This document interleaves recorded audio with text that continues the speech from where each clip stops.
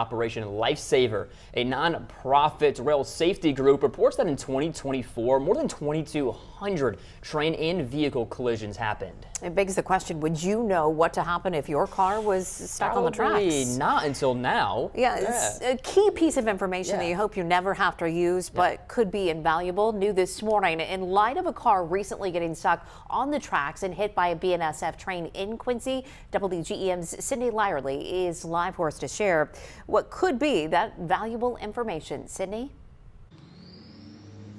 Natalie, good morning. You might notice blue signs posted by the railroad tracks. You can just see this one barely by the stop sign there on this railroad track.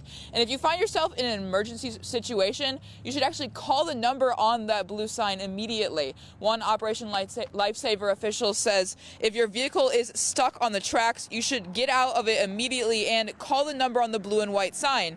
She says to never attempt to push your vehicle off of the tracks. And once you call the number, she says it will connect you to a representative who can assist you and report the situation. She says these signs are about a decade old and have helped prevent many collisions. Yeah, so in recent months, we've actually had several situations where the vehicles have stalled on the tracks.